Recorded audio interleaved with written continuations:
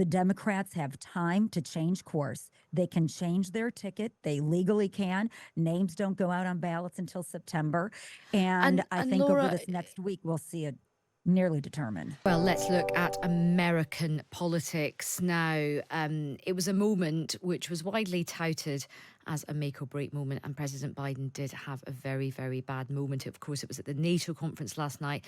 Let's listen how he introduced President Zelensky of Ukraine. And now I want to hand it over to the president of Ukraine, who has as much courage as he has determination. Ladies and gentlemen, President Putin. President Putin. He's going to beat President Putin. President Zelensky.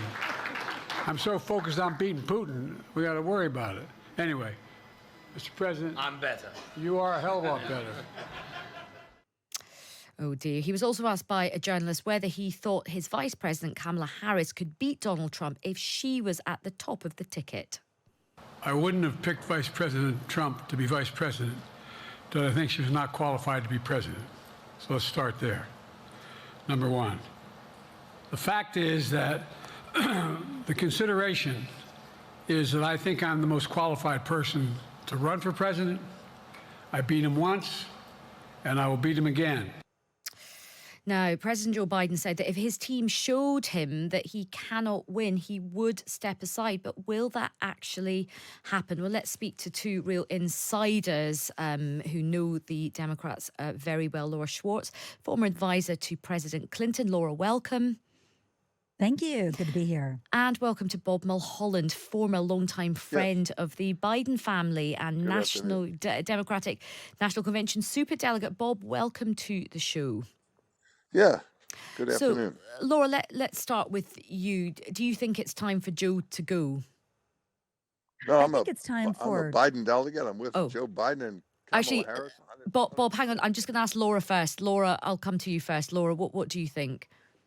Thanks, Aisha. You know, I think it's time for the Joe Biden campaign to just have a real serious conversation and take time this weekend between what should be two very forceful campaign stops for Biden here in the United States and swing states that are incredibly important. But just to take a step back, they've gone through a lot in the last 2 weeks. A lot of folks would have liked to see them come out sooner after the debate, sitting one-on-one with anchors, editorial boards, writers, influencers, meeting face-to-face with delegates. I think we'll see more of that. We have. We're going to see another big primetime interview on Monday.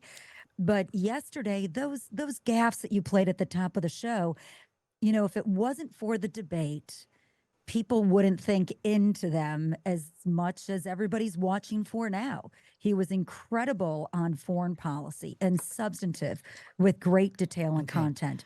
But everybody's wondering right now which way it's going to go. So do you think it's time for him to go?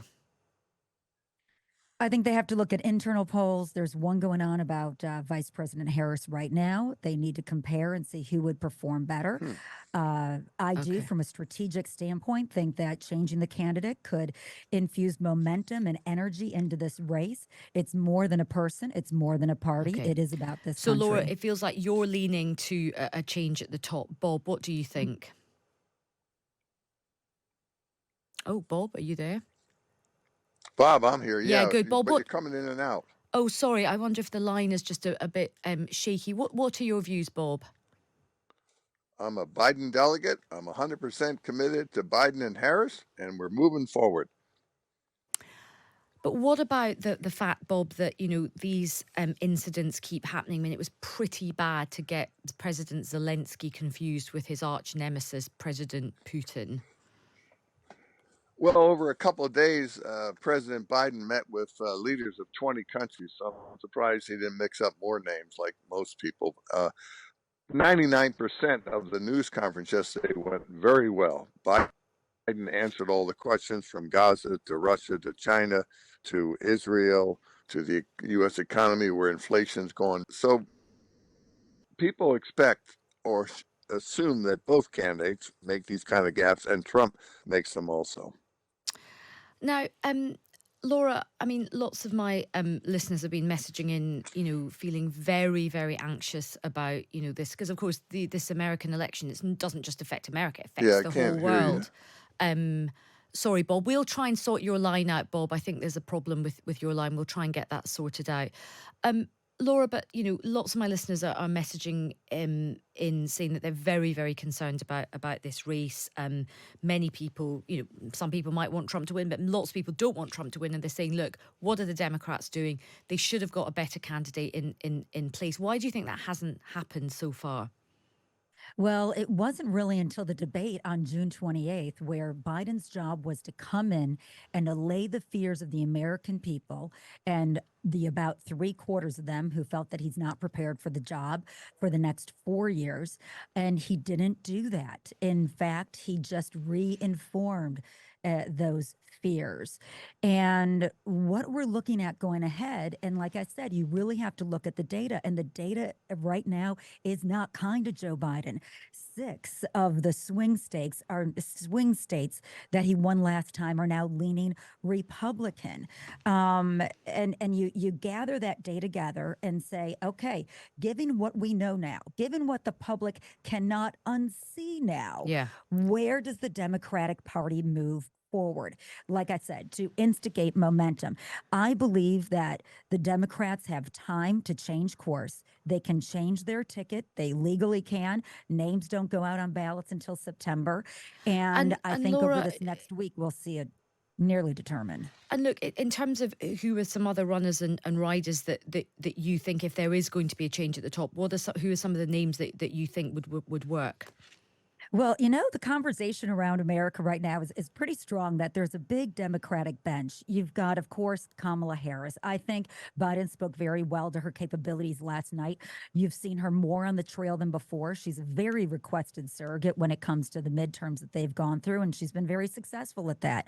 So I think they'd have to put Harris at the top of the ticket. Because let's remember, people voted for a Biden-Harris administration in 2020.